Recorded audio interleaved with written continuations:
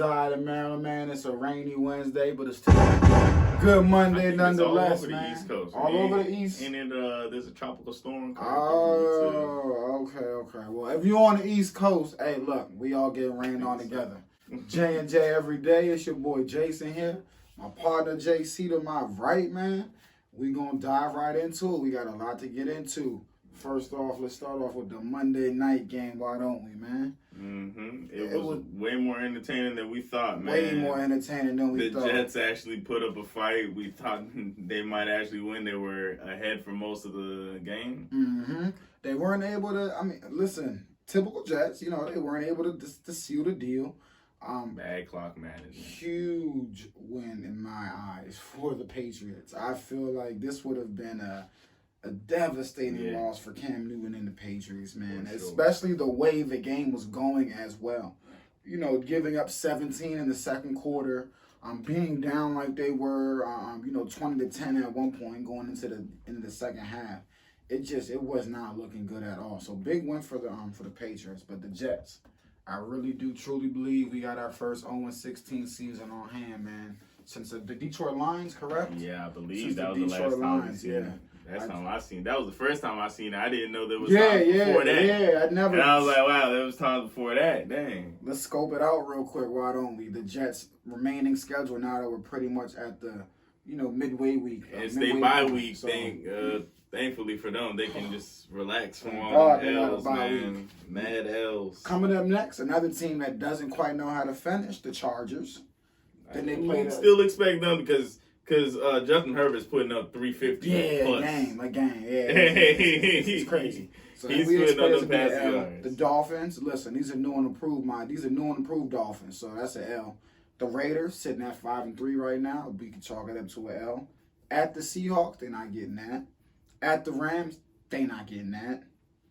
Versus the Browns, I mean, they could, but I doubt it. Now I still be hating on Baker, so I give him a fighter's chance.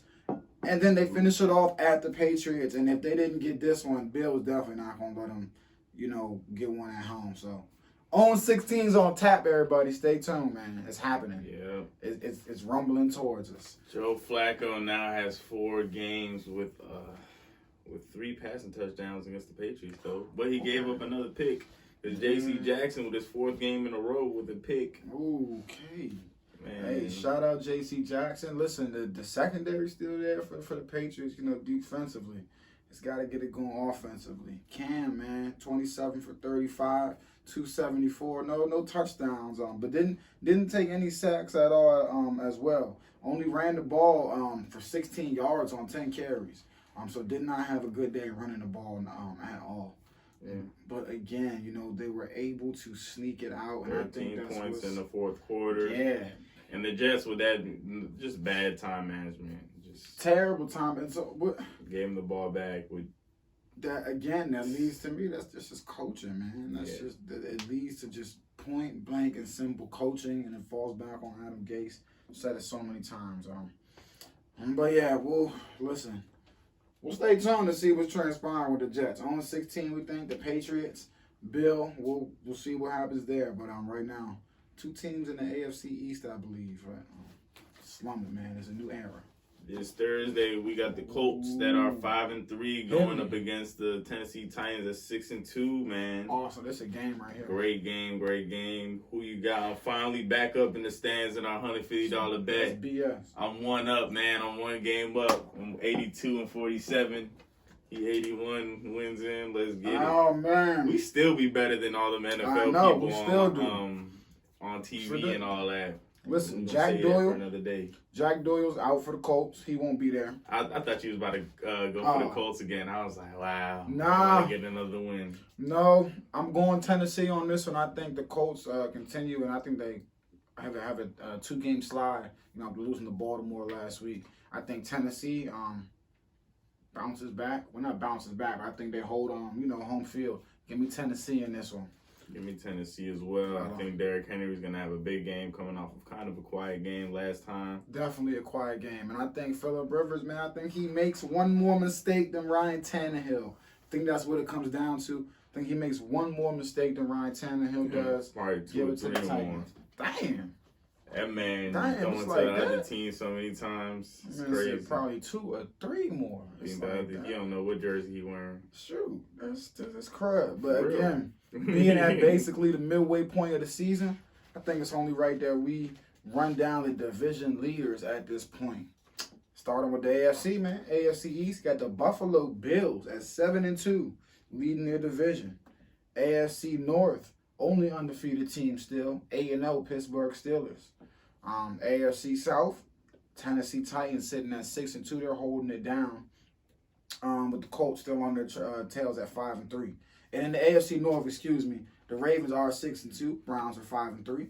And AFC East, the Dolphins again 5-3. So those divisions all seem to be coming down to the wire. AFC West, Chiefs sitting on top at 8-1, and it looks like only competition will be the Las Vegas Raiders.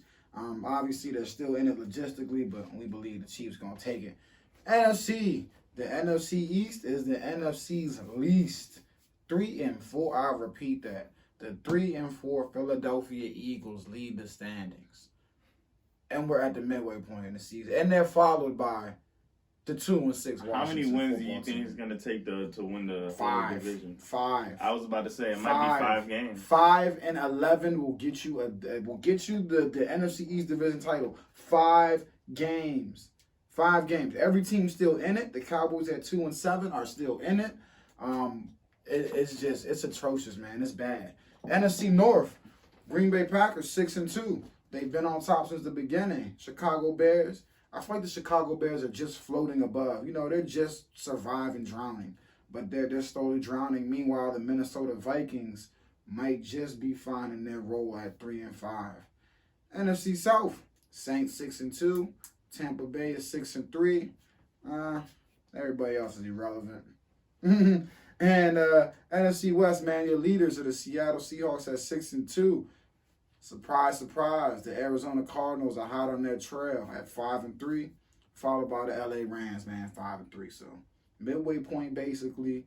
All the division races are still pretty good. Minus the NFC East. We got a race at the rushing leaders over here. Yes, we do. Dalvin Cook has 858 yards so far this season, and Derrick Henry has 843 yards. Okay. So we'll see who do you think finishes up with more. Who do you think? Do you think one of those two guys leads the league in rushing, or you think somebody else comes out of nowhere? Josh Jacobs and Clyde Edwards Too far behind. 300 yards behind. Too far. Okay.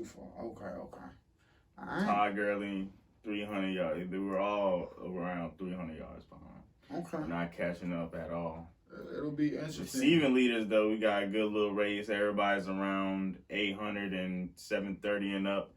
Stephon Diggs leads, though, at 813 yards, only 3 touchdowns. DK Metcalf's right behind him at 788 yards and 8 touchdowns. Okay. Followed by Travis Kelce, Robbie Anderson, and DeAndre Hopkins. All right. Nice little leader there. A nice little, competition for the receiving leader this season. Yeah, even touchdowns. Dalvin Cook leads with 13. Tyreek Hill's right behind him with 10. Todd Gurley at 9. Todd Gurley's had a pretty stellar season on a pretty bad Atlanta team. But yeah, to your point, Dalvin Cook, he's been on a tear, but can he keep it up? Like you said, Tyreek Hill right behind him with 10. We obviously know DK, maybe he can go on, a multiple touchdown game streak. So there's definitely potential there for guys to break out and to definitely show out. So and don't forget, I'm pretty sure it looks like Ben Roethlisberger was just sitting out just for precaution. But yeah, let's just hope in the best that he doesn't have corona, but he is. He had to sit at home the past couple of days because he was in close contact. Also, the Bengals, who they played Week 10. All of their DBs had to stay at home because of somebody on the practice squad had it. Okay, so we'll see how that goes. Yeah. Because it'd be very hard to reschedule at this point. They've already used their bye week game. The Steelers, they've already used it up. So pushing it back now would be pushing into time that is not free. Like week 18 or something. Exactly. So and for a Bengals game that no offense to the Bengals, but. Hey, I was going to mention something about that. Hey. The Steelers are 8-0. I know this might be a Friday topic, but you got to lose sometime. Yeah. And the Bengals have been that team to get up and snap you. So listen, I would look, woo-wee. But to your point, yeah, Pittsburgh heavily favored, but we'll keep an eye on Big Ben, man. See what transpires from that. But y'all know what Wednesdays are. Wednesdays are for college football. Yeah, let's get right to it, man. Yes, sir. Yes, sir. 3 SEC games, though, have been postponed. The Alabama LSU game, which really didn't matter. LSU was Not struggling. this year. They have so many COVID. This is the worst a championship team has ever done. Worst. Everybody has COVID on there. They're in Louisiana, so hard hit state. Season out there. And even their quarterback, they can't even find a good quarterback this week. Yeah, no, so yeah, it's pointless to even play Alabama. Yeah, it's a lost season down there. Just also, don't even reschedule the game. Just write it off. We don't need a result now. And yeah, we should have known that something like this would have happened, of course. I mean, yeah, definitely. And the craziest thing is the fact that, and we know Maryland just had their game with Ohio State postponed as well. So that game is not. And we're looking. That's a game where, again, we don't know if that's going to be made up, because you got to remember the Big Ten now is on a strict time constraint because they started the season a couple weeks late. And that's a game everyone was looking forward to. Talia Tagovailoa has been lighting it up. Maryland on the surprise team. So unfortunate, but yeah, suspended. I mean, the game is canceled. So I don't. Number 5 Texas A&M and Tennessee postponed. Number 24 Auburn versus Mississippi State postponed. I don't think so. I don't even think we're gonna finish the NFL season. You think? Listen, we're almost halfway there with the NFL. I think the NFL has managed it enough. We're 8 games. Listen, the Jets just played their 9th game, so they're more than halfway to the end of the season. I think we can do it. To your point, though, you brought up a good point about Pittsburgh, Cincinnati. You feel me? Teams have already used up that bye. Teams bye is gone. So now this is. I gotta stop stealing my man's phrase, but shout out NFL Network Red Zone. This is the witching hour right here. You feel me? Not for real. What if there is an outbreak now? To JC's point, what are we gonna do? And what if there's one in the playoffs?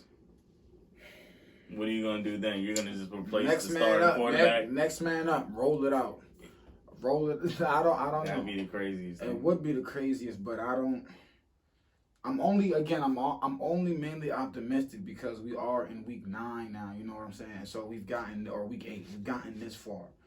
That's why I'm so optimistic. But going to week 10. Going to week 10. But that's why I'm so optimistic. But other than that, I'm with you. It's not looking good, especially forget sports. Taking into account the state of the country, cases are going up everywhere. You know what I'm saying? So it does not look good. But we're fingers crossed. Hopefully, we'll be able to finish these seasons. But Friday, man, number 9 BYU laid a thrashing on the Boise State Broncos, man, 51-7. Zach Wilson has had a phenomenal season for BYU this year. He continued at 22 for 28, 360 yards, and 3 touchdowns. Big game.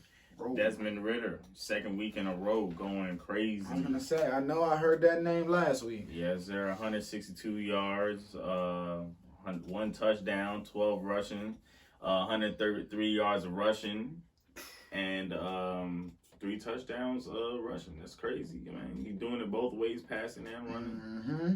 2nd week in a row. And they're winning. Yeah, they beat Houston 38-10. Number 6 Cincinnati is 6-0, and they're winning. A game go ahead. No. I was gonna say a game I picked wrong, unfortunately. Georgia. Listen. Kyle Trask has been on the roll this season.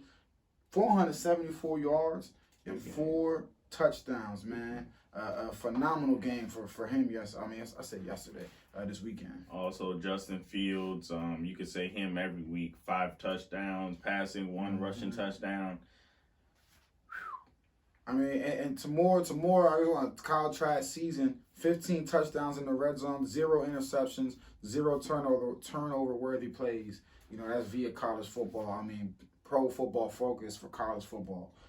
So he's just having a phenomenal season right now, man, for Florida. Also, the backup quarterback for Clemson.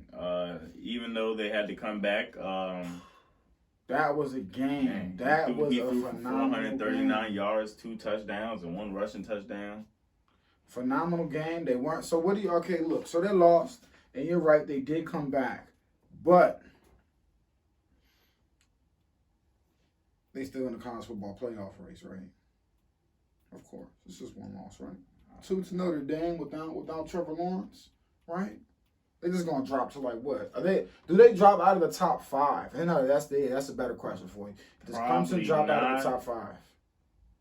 Probably not, because who are you gonna replace? It's not like there's a lot of good teams this year. Everybody got COVID. Yeah, it's not like this. It's not Everybody got COVID. Yeah, it's not like most years where somebody's knocking at the door. It's not funny, but I mean, listen. Florida just had a big win. So I'd assume Florida, Florida jump up. But no, I think they're at number 4 right now. Yeah, the rankings is already out in Alabama. Yeah, that's okay. Yeah, that's what Clemson slid to, was number 4, dropped 3 spots. So my question has been answered. They slid to number 4. Who are you gonna replace, man? No, yeah, they can hold there. I guess Florida was a little too far to outside. You're not gonna put Cincinnati in. You're not gonna put Florida. Yeah, Cincinnati suffers from one of those, the conference you play in. Texas A&M, I just told you they're having their COVID problems. Yes, you did. So you're not about to put BYU in there.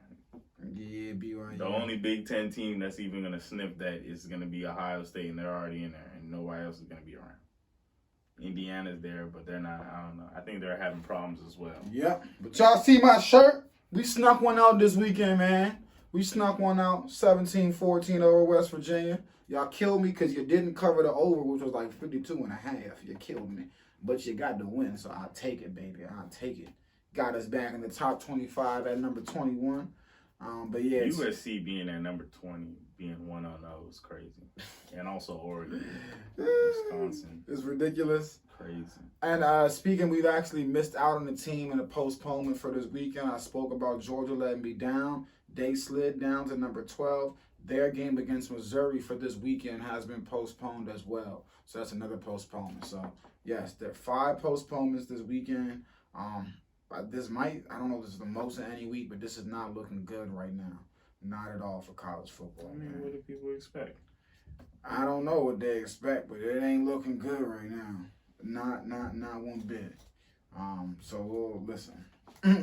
We'll definitely need to, keep an eye on that, but it ain't looking too good, probably. So Ohio State and Maryland, is that still going on, or is that postponed? That is canceled. That's canceled. Oh, it's canceled. Yeah, if I'm not, that is canceled. Same So yes, Ohio State, Maryland, it says here is canceled. The other games you mentioned, it says postponed. Sheesh. So yeah, Big Ten, I think Big Ten, their time frame it's not enough time, Bubba. They had 8 weeks to come back, I think, and it had to be 8 consecutive weeks. If a game needed to be missed, then it's just going to be missed, write it off. I mean, we can speculate in our minds what would have happened, but they don't got time for it. So, hey, I understand. It is what it is. It is what it is. You heard the man. It is what it is. You heard the man. Damn, man. It is what it is. Yeah, it sucks. It's unfortunate, but again, it's what did we expect was gonna happen? You know what I'm saying? It's just it's COVID season. What did you expect? Like what? Some NBA news though, man. CP3 is about to be to the Suns, maybe. Yeah, we don't know. Maybe. The trade is being discussed. The 2 teams are discussing it. Nothing's final. It's gaining traction. What do you think about that? They're engaged in talks. What do you think about it? I feel like the Suns do have enough pieces to pull it off, but I don't particularly like it for CP3 because there's no. I think you and a lot of people have the Suns messed up, man. I feel like they can have a good little run, man. Why not? Not in the West, bro. I don't think, because what you're gonna have, what you're gonna be giving up to get CP3 are gonna be role guys, and then you're taking into account his contract too. I just don't think CP3 at this age paired with Devin and DeAndre is enough in the West. to overcome the teams that are going to be in their way.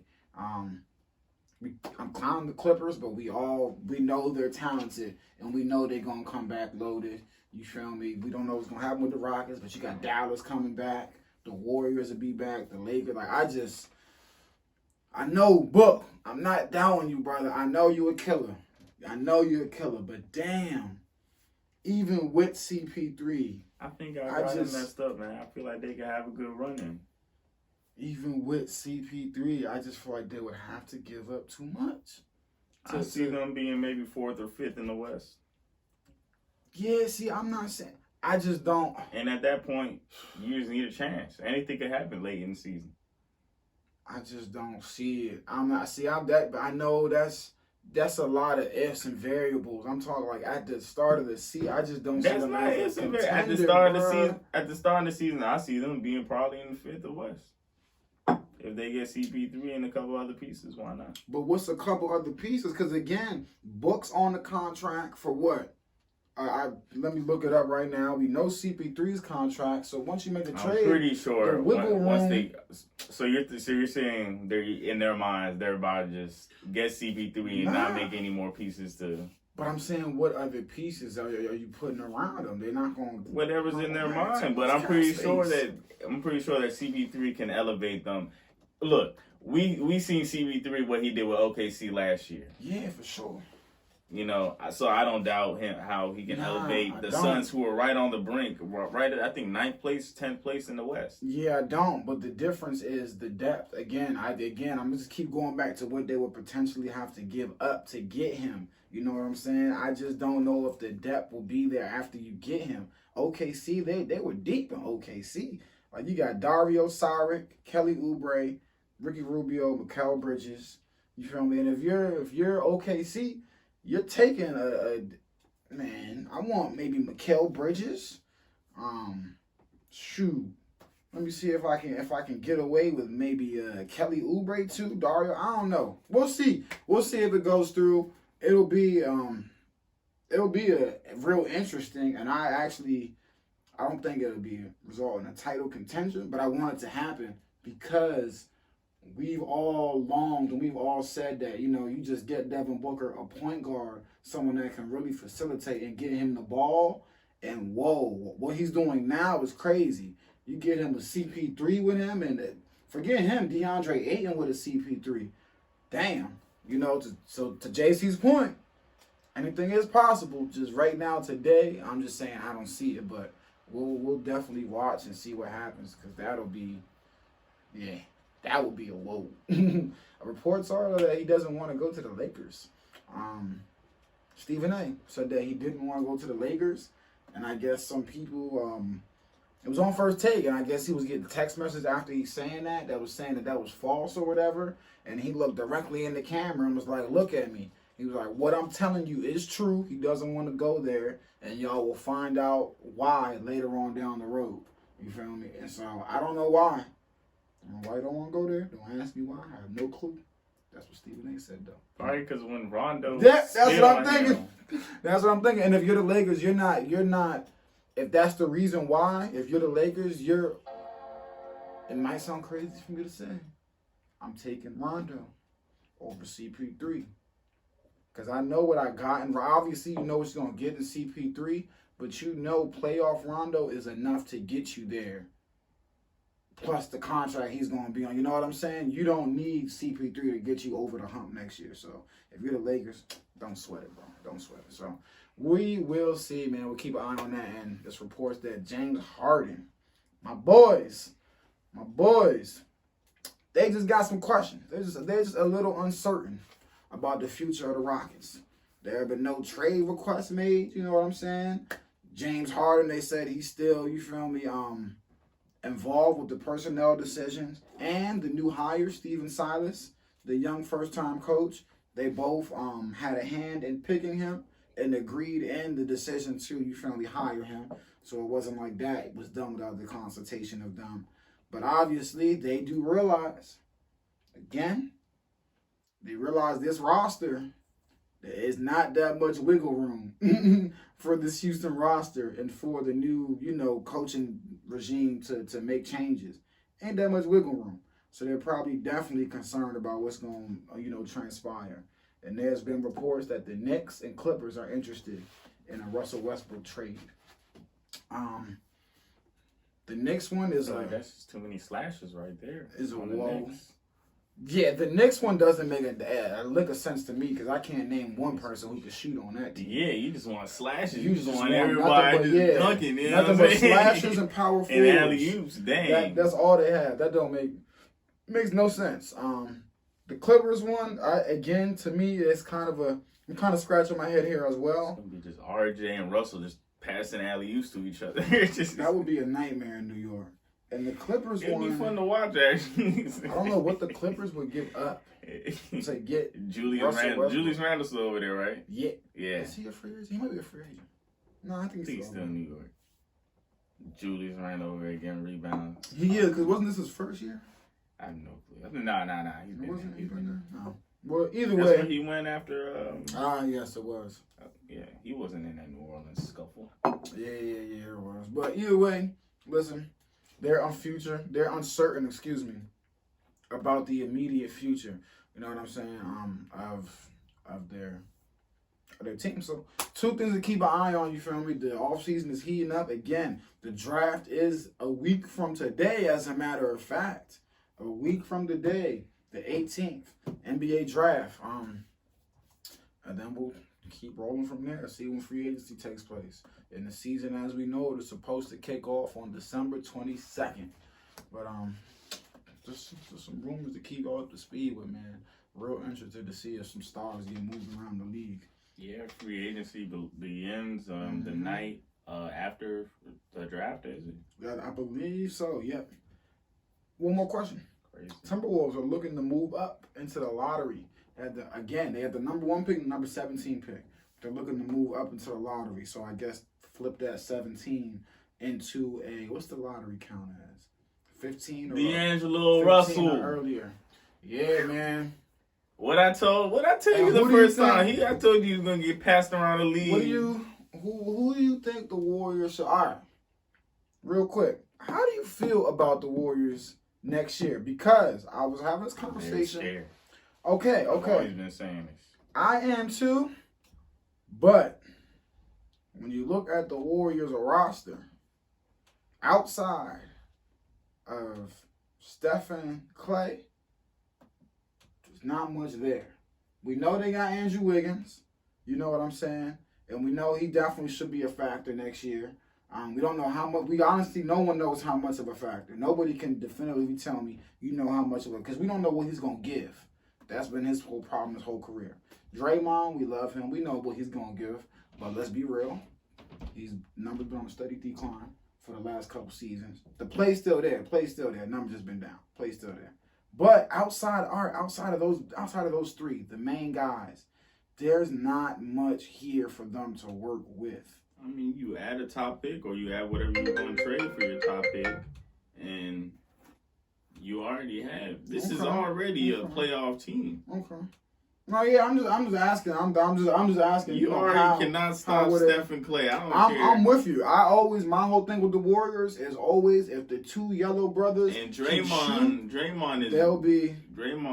looks great when he's around Stephen Clay when they're healthy. I actually wouldn't be surprised. Yes, he does, but I would not be surprised because I do remember when they gave him the extension, the type of extension they gave him. It was a very team-friendly, flexible, if we need to move you, this is a good extension to move, type of extension. So I don't expect him to go anywhere, but I wouldn't be shocked if maybe he got moved. But I was just wondering because Jalen, as he's been on here before, he is not too high on the Warriors. Well, he's not as high as everybody else because he's just realizing that, they have no bench, first and foremost. There's no bench here. Mm-hmm. Yes, they do have Stephen Clay. When you take them off the court, there is no bench here. There's no point. Kai Bowman, there's no bench here whatsoever when you take Stephen Clay Thompson off the court. We'll see, man. We haven't seen through free agency and all that. Yeah, I'm just saying, but as currently constructed, a lot of folks are saying as currently constructed. I think Stephen A said they're the biggest threat to the Lakers next year as currently constructed. And that's why I'm saying, whoa, we gotta pump the brakes because there's no bench here. You know what I'm saying? Hey, Steph I and think they Clay should get- still who you think- healthy, man. That's just dangerous to me. Who you think? And we also gotta see, what was that, ACL or an Achilles for Clay? I'm not sure. Gotta make sure that come back fully. But who you think they should get? I believe James Wiseman, but everybody's talking about somebody else, ain't it? I believe Anthony Edwards.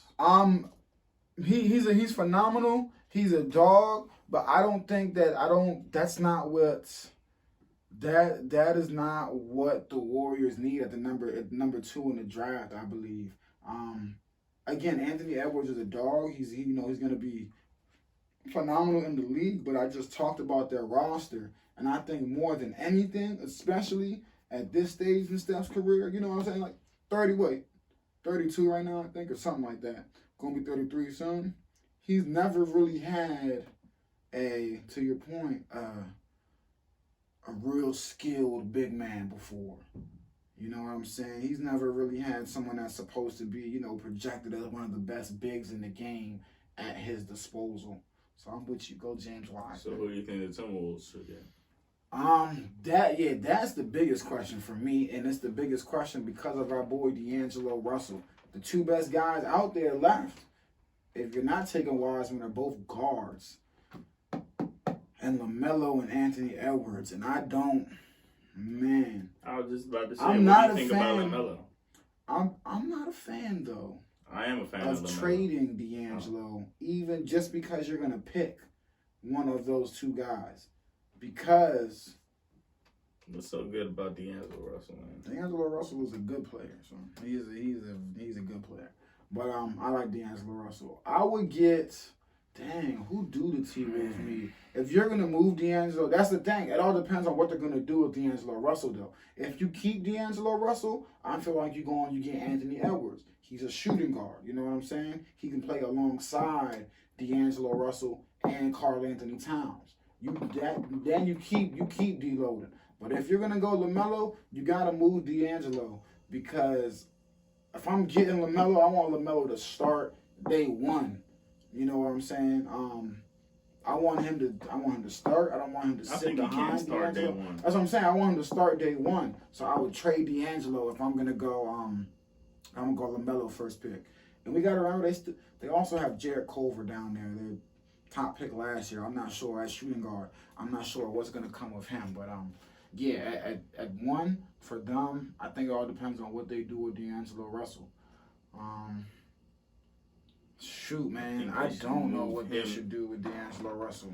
I honestly don't. The Suns should save their money from CP3 and move him, and the Timberwolves will move D'Angelo Russell on the 17th pick for that 10th pick, man, if it's possible, if it's even worth it for the Suns.